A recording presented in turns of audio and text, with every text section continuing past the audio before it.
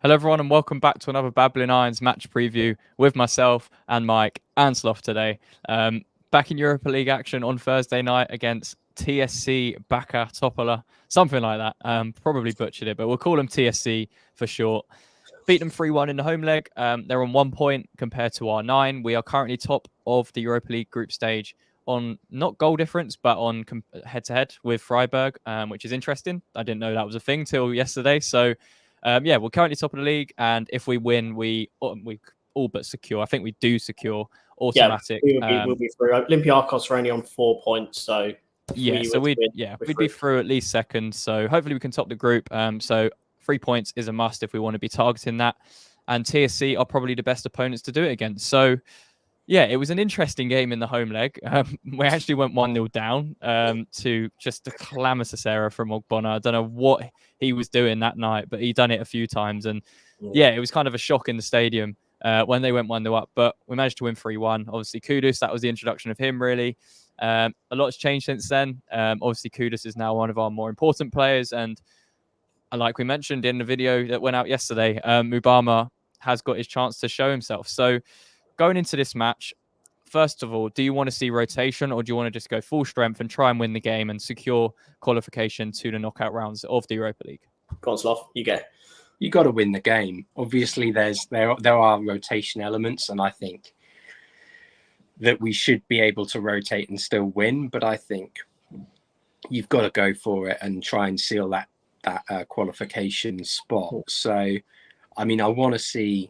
I think one of the big things that I want to see Mubama start, really. I think that's going to be key for me because, not to kind of deride the level of opposition, but I think now's as good a time as any to get him in the squad, get him scoring goals. Even if he creates a goal, that's going to give him a confidence boost. But if you let him have the chance to run at them and create or score, then that's going to give him a boost going into the league. And, when we potentially have a shortage of strikers, then that's massive for us. So I want to see a little bit of rotation, but not much. And I don't want to see us risk Bowen either. I just think, not worth it.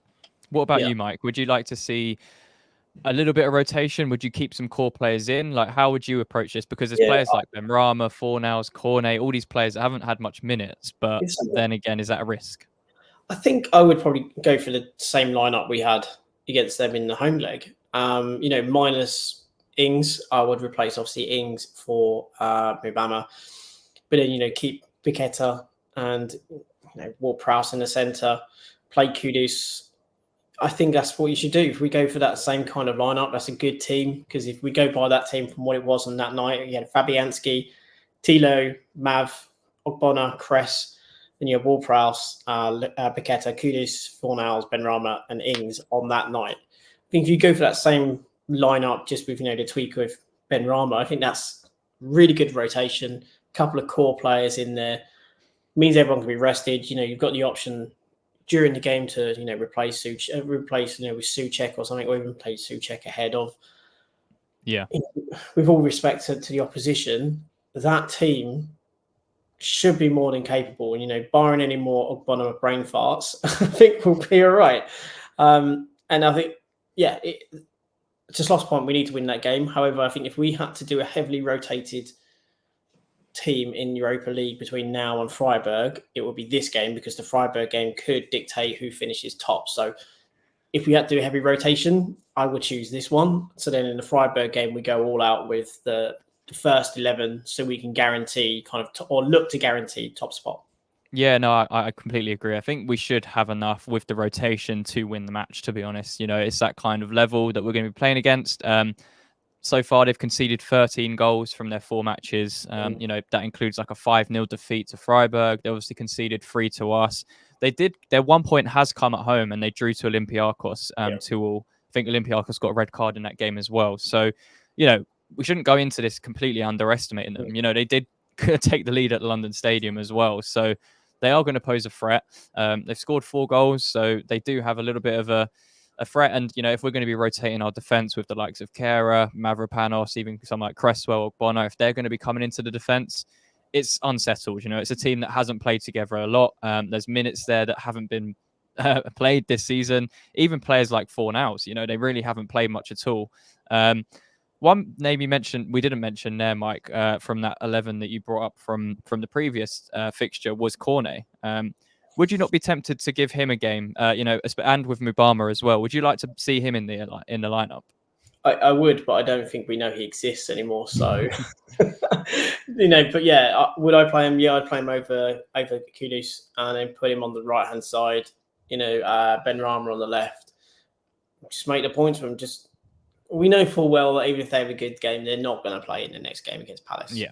But, however, if you go, at least give him the opportunity in which to cause you a headache. That's all you can ask. And I think if we're not going to look to use Cornet for the rest of our season, we've got to take every opportunity in which to put him in the shop window to remind other teams what he could or possibly do. So, yeah, I would play Cornet. However, I don't see him playing. I just don't think there's something quite right going on there at the moment between. Yeah, I'm not trying to create a rumor. It just does not seem right with how little game time he's played and when we've rotated it. And when we're in Europe, when we look to rotate team, he's not even getting on off the bench when games are comfortable. So something doesn't quite feel right for me in that relationship and that dynamic.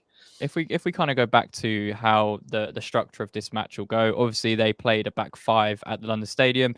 They have been playing with a back three in their last few games as well in the league and stuff. So looks like their preferred formation is a back three, kind of 3-4-3. Does that worry you at any point that if we stick with a back four, that we're going to have to deal with a team that's operating a different kind of system to us and we'd have to work that out? Or would you try and match them with a back three ourselves? No. Right, we should have enough. We should have enough to beat them. Like, it's again, I don't mean that with any disrespect, but if you look at the quality of player that we have, then we should be able to at least break down their back three, even if they park the bus. And it will be a tough atmosphere because a European away trip almost always is.